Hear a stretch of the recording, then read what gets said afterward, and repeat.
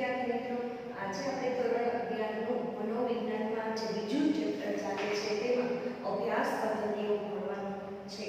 હવે અભ્યાસ પદ્ધતિઓમાં આપણે ખાસ કરીને જે પદ્ધતિઓમાંથી પહેલી પદ્ધતિ છે નિરીક્ષણ પદ્ધતિ, એ આપણે સંક્ષિપ્તમાં જોઈ ગયા કે નિરીક્ષણ પદ્ધતિના પ્રકાર પણ જોયા. એનું આંતરનિરીક્ષણ, દ્રવ્ય નિરીક્ષણ, વ્યવસ્થિત નિરીક્ષણ, ક્ષેત્ર નિરીક્ષણ, સહભાગી નિરીક્ષણ અને તુલનાત્મક નિરીક્ષણ. આ દરેક પદ્ધતિનું નિરીક્ષણ પદ્ધતિની જે છે પ્રકાર એ પ્રમાણે પણ આપણે જોયું. હવે આપણે બીજો પ્રકાર જે છે દીર્ઘકાલીન, સમકાલીન અને વ્યક્તિ ઇતિહાસ પદ્ધતિ, આના વિશે આજે આપણે માહિતી મેળવશું.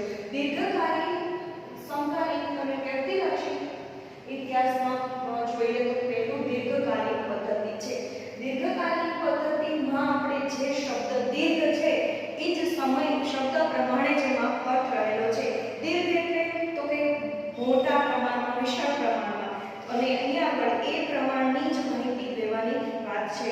અહીં દર્શાવેલ પદ્ધતિઓમાંથી દીર્ઘકાલીન અને સમકાલીન પદ્ધતિ છે એ ખાસ કરીને બાળકોના વિકાસના તબક્કામાં અભ્યાસનો માટે ઉપયોગી લેવામાં આવતી હોય છે. એટલે બાળકોના વિકાસ માટે દીર્ઘકાલીન અને સમકાલીન પદ્ધતિનો ઉપયોગ થાય છે.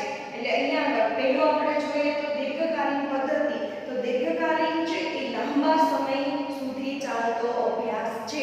દીર્ઘ એટલે લાંબુ, અને એ શબ્દ પ્રમાણે જેનો અર્થ આપણને ખબર પડી જાય કે વિકાસાત્મક મનોવિજ્ઞાન છે એમાં બાળકોની ઉંમર વધવાની સાથે તેમનામાં આવતા વિકાસના પરિવર્તનનો વ્યવસ્થિત અભ્યાસ કરવામાં આવે છે. અને આ અભ્યાસ માટે મોટે ભાગે આ પદ્ધતિનો જ ઉપયોગ કરવામાં આવે છે. આ ઉપરાંત ક્યારેક કોઈ આપણે એવી પદ્ધતિ કે દવાની અસર કેવી છે, ખોરાકની લાંબા ગાળેની અસર કેવી છે, આ મેડિકલ સાયન્સના રોગ પ્રતિકારક રસીઓ મૂકવામાં આવે છે, તો એ બનાવવા માટે પણ લાંબા ગાળાની આ અસરો ચકાસવા માટે આ પદ્ધતિનો ઉપયોગ થાય છે. તેમજ જીવલેણ જે આપણે લાંબા ગાળા સુધી ચાલતો અભ્યાસ છે એટલે જીવલેણ રોગો જે છે, જે દવાઓ છે એ માટે થઈને પણ આ પદ્ધતિનો ઉપયોગ કરવામાં આવે છે. એટલે ખાસ કરીને આ પદ્ધતિ આપણે જોઈએ તો એના અભ્યાસ તો લાંબા સમય સુધી ચાલતા હોવાથી લાંબો સમયગાળો આમાં આપવાનું જરૂર પડે છે. દીર્ઘકાલીન પદ્ધતિનો યોગ્ય ઉપયોગ થાય તો એમાં ચોક્કસ પરિણામ પણ મળે છે. કોઈ એક સમૂહ ઉપર સતત 5 થી 25 વર્ષ સુધી આપણે આ દીર્ઘકાલીન પદ્ધતિનો ઉપયોગ કરી શકીએ છીએ. આમ જોઈએ તો દીર્ઘકાલીન અભ્યાસ છે એ કોઈ પણ એક સમૂહ ઉપર 5 થી 25 વર્ષ સુધીના સમયગાળા માટે પણ આનો ઉપયોગ કરવામાં આવે છે. અને દર 3 કે 6 મહિને જે તે સમૂહની ચકાસણી કરવા માટે, તેની સરખામણી કરવા માટે અગાઉ કરેલા અભ્યાસો સાથે આ સમયગાળામાં થયેલા પરિવર્તન અંગે પણ નિર્ણયો લેવામાં આવે છે. દીર્ઘકાલીન